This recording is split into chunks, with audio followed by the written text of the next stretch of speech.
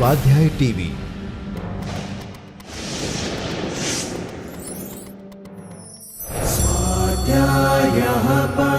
Doctor Baba Saheb Ambedkar open university.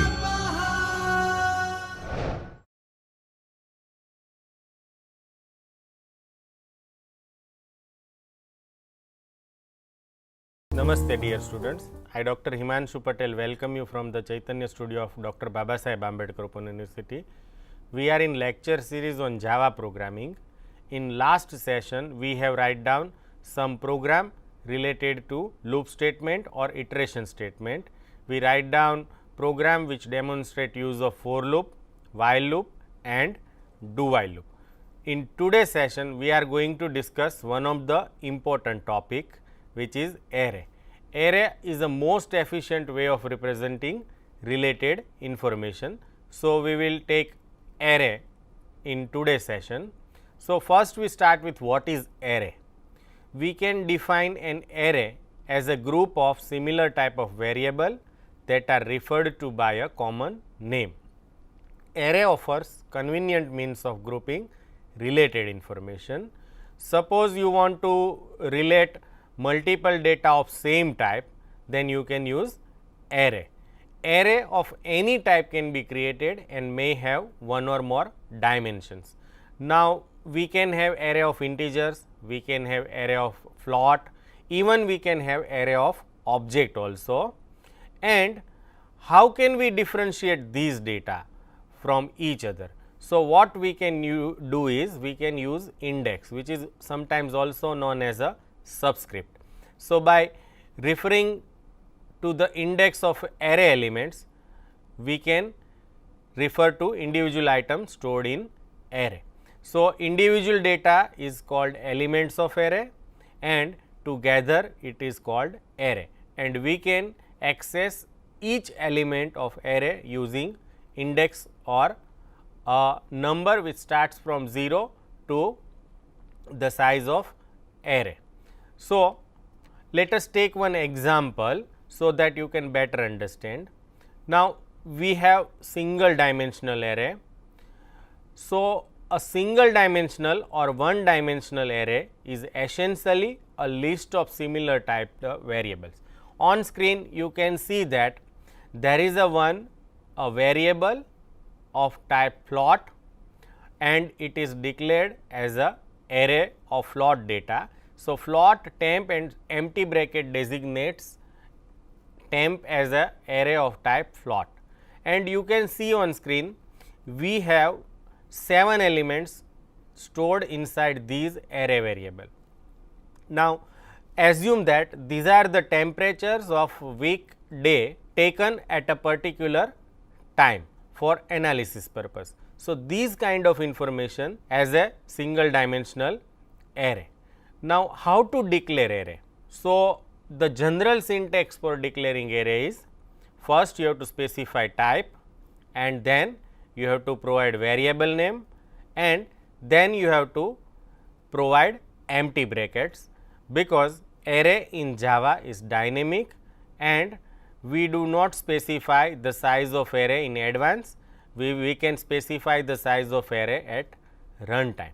So, initially float temp is declared as array, but it does not contain anything. Now, how to allocate memory for array and how to store data or how to access element of array, that we see in next. So, basically there are 3 steps in using array. First, as usual, we declare a variable of the desired array type. Now, the syntax is shown in a green color and example is shown in red color. So, for example, the previous case type was float, but here we take integer.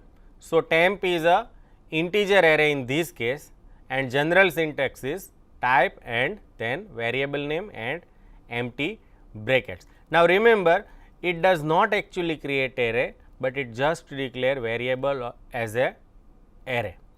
Now, to actually allocate the memory that will hold the array, you have to use new keyword and assign it to the array variable.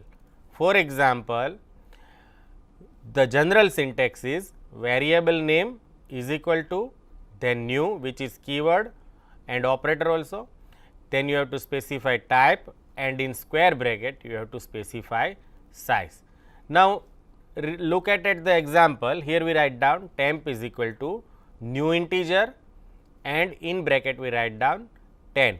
So, now actually 10 integer value is reserved for temp and you can store 10 value inside temp. Now, remember that after new we specify type.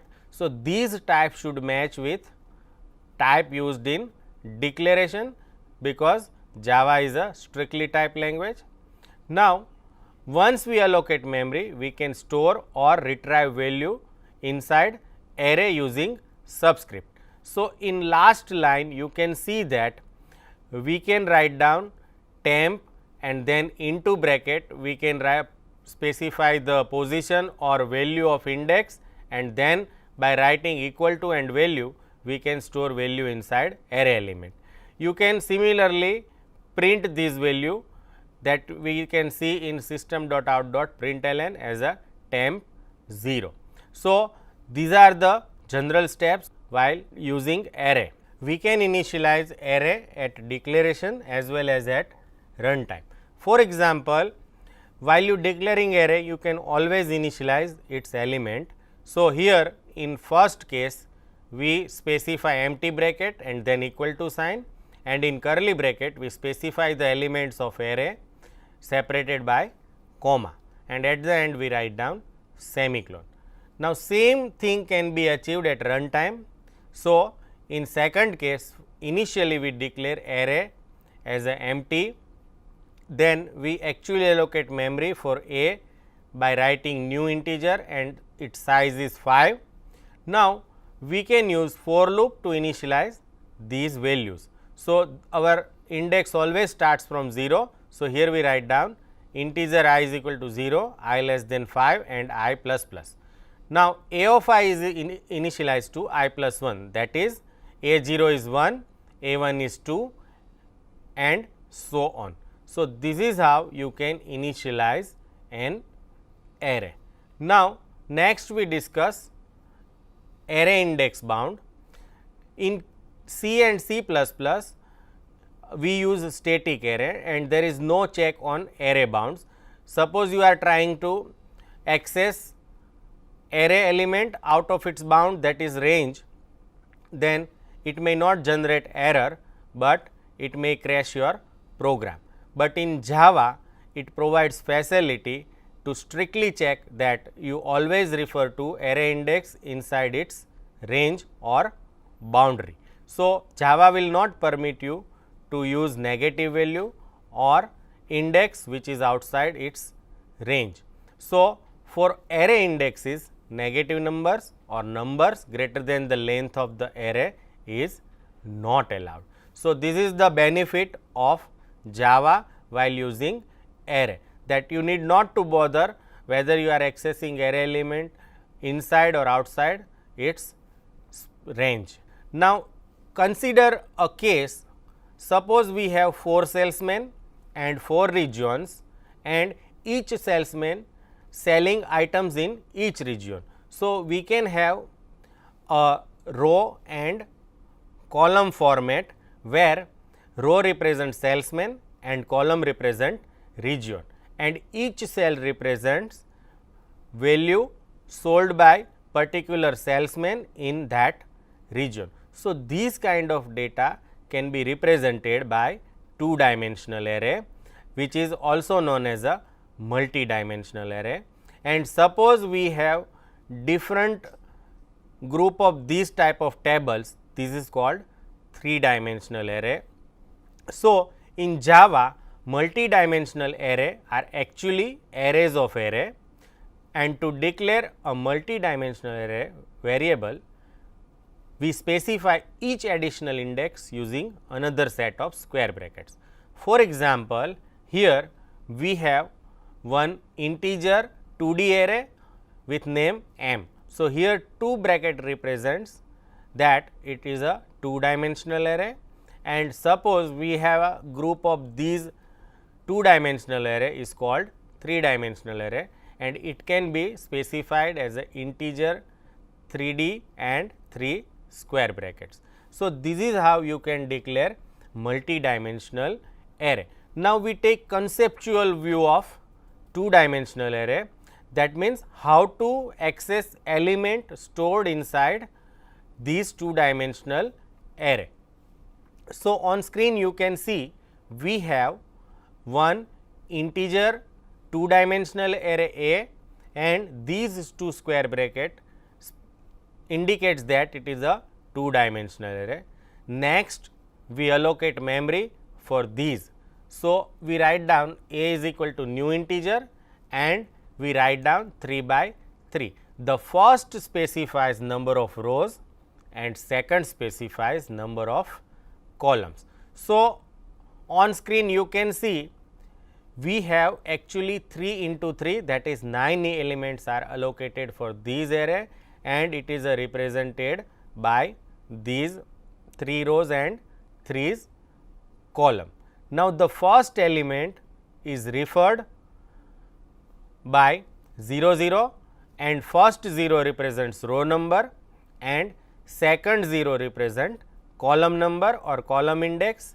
So, second index determines column and first index determines row, and remember it always starts with 0. So, column is ranging from 0 1 2 and row is also ranging from 0 1 2.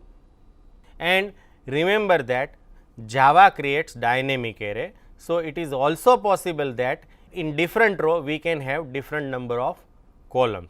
How to do that? That we discuss later on, but it is not necessary to have same number of columns in each row in case of Java two-dimensional array.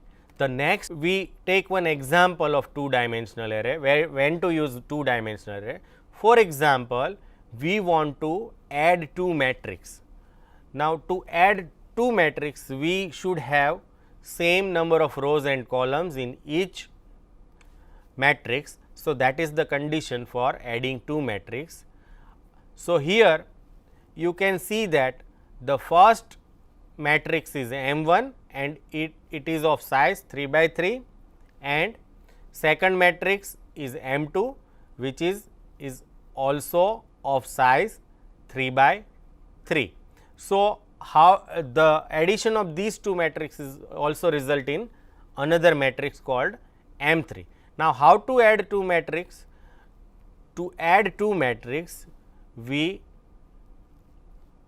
add element by element, that is 0 0 of M1 is added with 0 0 of M2, and 0 1 of M1 and 0 1 of M2 is also added to get 0 1 of M3. So, 1 plus 3 4, 2 plus 4 6, 3 plus 5 8, 4 plus 7 11, 5 plus 8 13, 6 plus 9 15 and so on. So, in general we can say M3 ij is equal to M1 ij plus M2 ij, where I represent row number and j represent column number, and these row number and column number always starts from 0. So, today we discuss what is single dimensional array, what is a multi-dimensional array, how to declare single dimensional array, how to declare multi-dimensional array. Now, we write down some program that will make use of arrays. So, first program we are going to write is to find sum, average, maximum and minimum value from n integer data.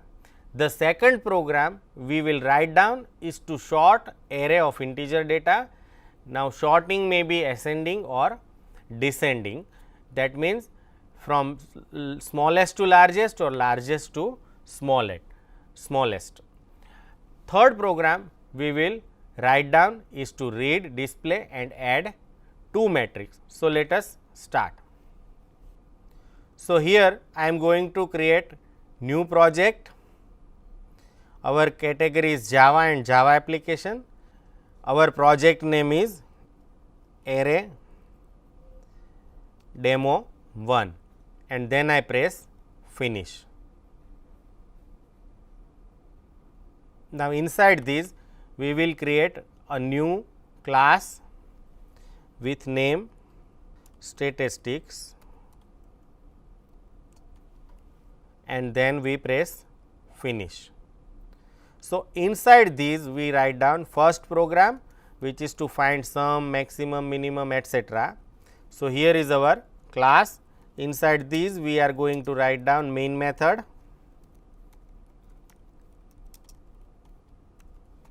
and here I declare one array, then n which represents number of element inside n, I for iteration, sum, max, mean and we declare float variable average because it might take fraction.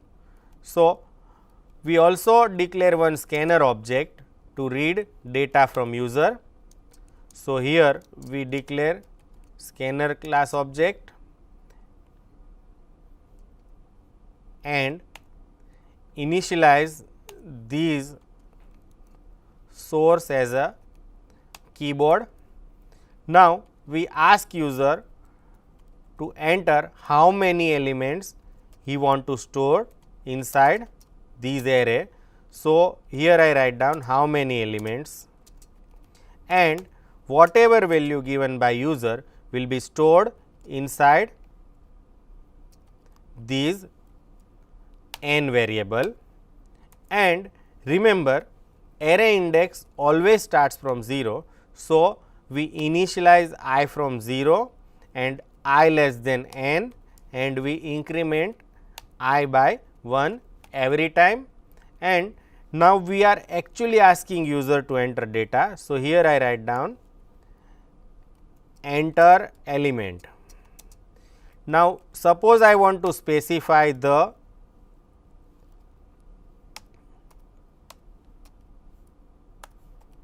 index, I can use I because it refers to index. So, here we say enter element 0, then enter element 1 and so on, and inside A of I we are going to store these values. So, here again we take next integer, but remember that before storing or accessing element we have to allocate memory inside array, and how many elements we want to initialize is specified by n. So, first you have to allocate memory for array, then you can write down these loop for actually storing value inside these array elements. So, after finishing these loop we have all elements stored inside these array. Now, next we want to find sum, maximum and minimum. So, we always initialize sum to 0. We again read these values of array for comparison purpose, and remember we initially assume that maximum and minimum is first element. So, inside these loop we will compare our maximum with each element. So, here we use greater than symbol. Now, what does this if indicates? It indicates that any element which is greater than maximum, which is initially first element, is found, then we can replace maximum by A of I. That means, any element other than first element which is found maximum is replaced by max variable, and next time it compares with rest of the element. Similarly, if any element which is less than minimum is found, we are going to store these value inside minimum. So, here I write down minimum is equal to A of I. if it is less than minimum, and every time we want to add element to sum to find its sum. So, how this loop works? It initialize sum to 0 and maximum and minimum to first element, and then it iterates loop for comparing every element with maximum and minimum, and if any element which is greater than previous maximum is found, it will be replaced inside maximum, and any element which is less than minimum is found, it will be replaced in previous minimum, and we add every element to sum to find its sum, that is all. Now, we have, after finishing this loop, we have maximum available, minimum available, and sum is available. Now, you can only find average after finding sum. So, here I divide sum by n. Now, remember that sum and n is a integer variables, and if I divide one integer by another integer, it will always result in integer and fraction part is removed. So, here we are using typecasting, so that fraction part is not lost and proper value stored inside these average variable, which is of type float. Now, we have everything available. So, I want to display same using system.out.println. So, here I write down maximum is equal to max, then minimum, sum and average.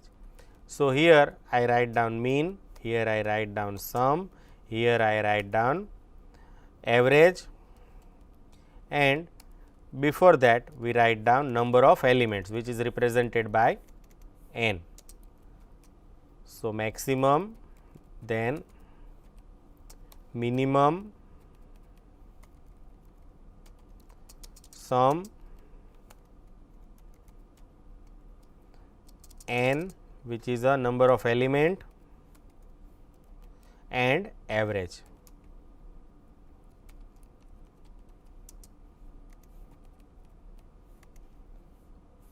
So, now we save this program and run this program by right clicking on it and selecting run file.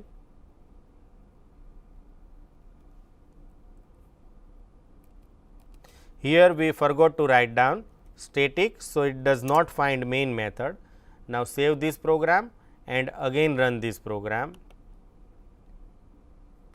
So, it asks how many elements. Suppose we want to enter 5 elements. So, here I enter 5. Now, it asks for entering first element. So, here I write down 45, then 11, 22, 33 and 17.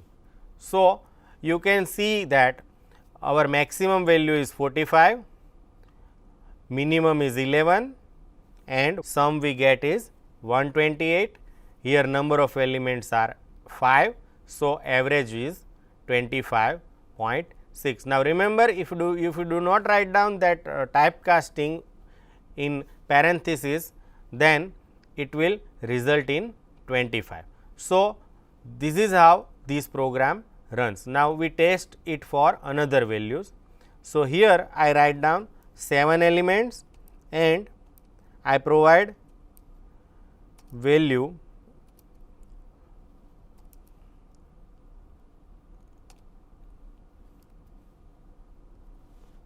different.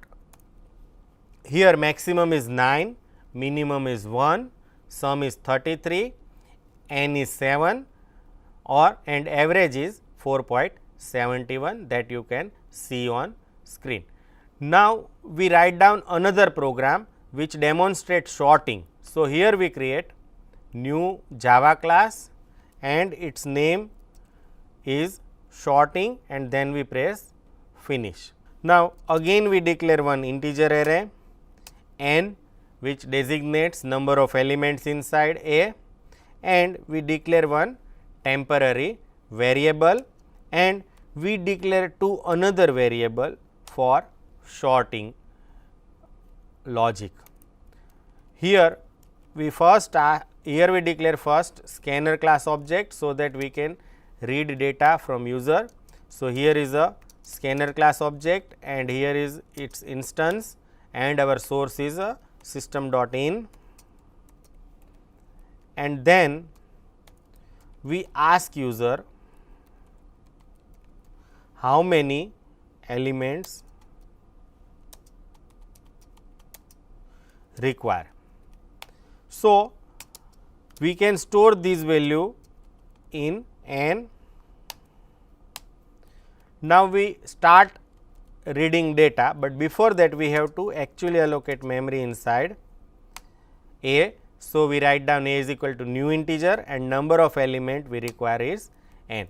Now, we can start reading data, and remember I index starts from 0 to less than n, and here we write down enter data and then index, and we store value entered by user inside A of I. And how to read? Using next integer method of scanner class. So, once this loop is finished, we have all data available inside array. Now, we want to sort this data. So, first I write down logic and then explain how it works.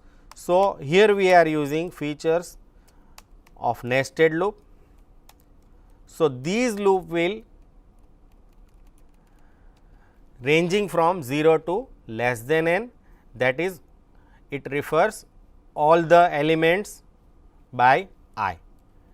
Now, we take first element and here I write down I is equal to j plus 1, j less than n and then j plus plus. Now, here I compare A of I and A of j,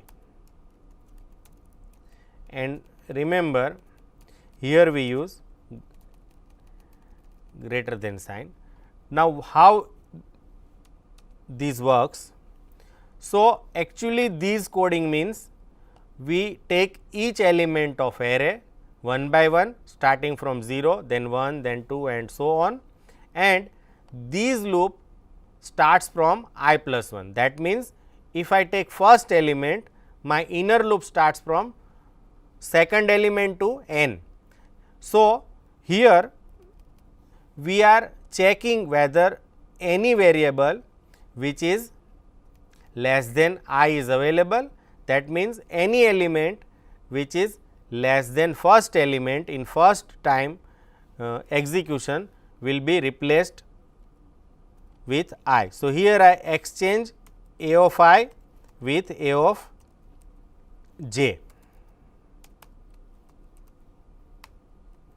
So, if any element which is less than j is found, then we replace that element with I. So, at the end of first iteration, we have smallest element stored in first position, then I becomes 1 and smallest position, smallest value from 2 to less than n is stored at position 2. So, every time ith element is replaced by minimum element inside rest of the element. So, this is how this logic works. Now, once this 2 loop is finished, we have sorted data stored inside these. So, we print sorted data is, and then we write down for loop to display array elements. So, again it starts from 0 to less than n and we want to print A of I, which is now sorted. So, we save this and check how it works. So, right click on this and run file. Now, it is asking how many elements require. So, here I am entering 5. Now, here I enter data which is not in ascending order. So, on screen you can see now our data is sorted, it is from smallest to largest. Now, how this loop works? First 45 is compared with all the elements. So, 23 is less than 45. So, 45 and 23 is exchanged. Next time 23 is compared with 11, 11 is smallest from 23. So, first element becomes 11 and then comparison does not result in smallest element. So, at the end of first iteration we have 11 stored inside first element. In second iteration here we have 45. So, 45 is compared with all the rest of the element and minimum element is replaced in these position. These will continue. So, I hope you understand the logic of sorting data. There are many other logics available, but this is one of them and easy to understand. Now, the next program is sum of two matrices. So, here we write down add matrix and then press finish.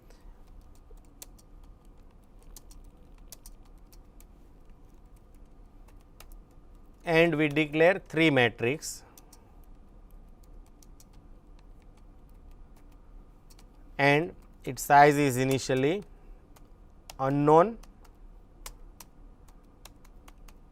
So, we declare 3 two-dimensional array which represent 3 matrices, and here I declare 2 variable r and c which represents number of row and column, and we have 2 variables for iterating these matrices, and we have one scanner class object to read data from user. So, here I create instance of scanner class object and our source is system.in.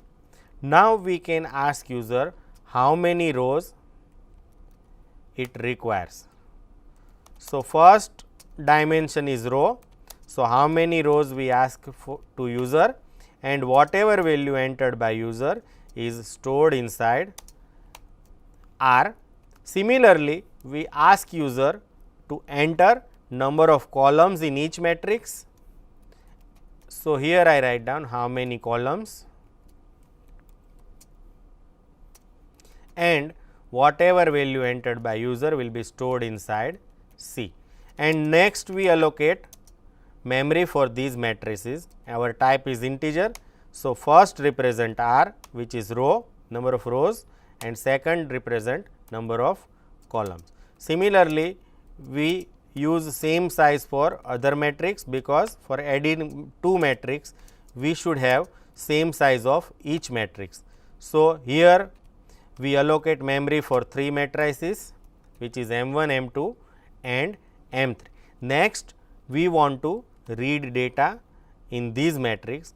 So, reading data in matrix we require 2 loop. The first loop which represents row is ranging from 0 to less than row, and second loop represent column which represents ranging from 0 to less than columns,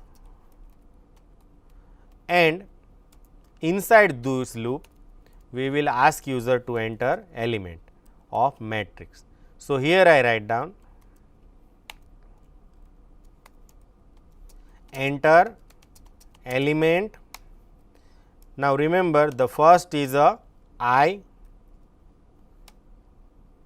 and second is a column.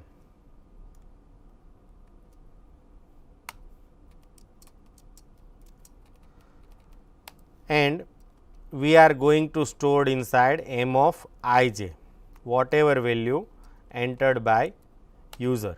So, here we have to instruct user that enter matrix 1, because we are going to store data in first matrix.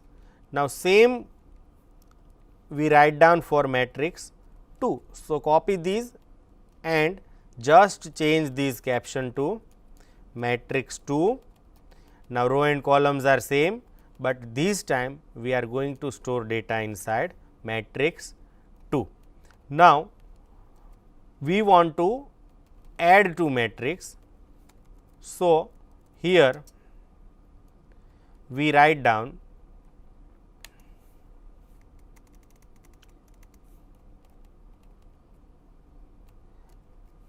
we have already discussed this logic that M3 of ij is initialized to or assigned to M1 ij plus M2 ij. So, we have element by element addition of two matrices inside third matrices. Now, we have declare three matrices, declare necessary variable, ask user to enter rows, ask user to enter columns, allocate memory for matrices, enter first matrix, enter second matrix, find sum of matrices. Now, we want to display these result. So, again to display result, we should have two loop. So, here instead of entering, we are telling user that matrix 1 is this. So, here we write down M I j and we separate each element by tab. Now, once first row is displayed, we want to go to next line. So, here we just write down println to print next row in new line. Now, we copy this logic and here we display matrix 2, but here you have to write down M2, here you have to write down M1, other things remains same, and in last we will display third matrix or addition of two matrix, which is referred by M3. Now, we save this program and run this program by right clicking on it and run. So, there should be problem in main. Here we have to specify array of string instead of string. So, that was the problem. Now, we run this file. So, how many rows? We want to add matrix with 3 rows and 2 columns. Now, it is asking for entering first element of first row. So, here I write down 1 2. Now, it is asking for second row, which is 3 and 4, and now it is asking for third row, which is 5 and 6. Now, we have read 6 data, each row has a 2 columns. So, 2 data, first 2 data is first row, second 2 data is second row, and last 2 data represent third row. Similarly, we will enter data for second matrix. So, this is first row data, then second row data, and now we have third row data. Now, you can see on the screen 1 2 3 4 and 5 6 is the first matrix, second matrix is 7 8 9 0 and 4 5, that you can also see here how it is entered, and finally, we will check whether two matrices are added correctly or not. So, this one is added with 7 of second matrix and the answer is 8. Likewise, these two is added with 8 and the result is 10. Similarly, 3 and 9s are added and our result is 12. So, you can check that our matrix is works correctly. You can rerun this program for checking matrix of any size, but remember that for adding two matrix we should have same size. So, in today's session we have discussed three programs. First program is for finding sum, maximum, minimum and average of array elements. The second program we write down is a sorting data stored inside array, and last program that we have recently discussed is for adding two matrix. So, I hope you enjoy this session. Thank you and happy learning.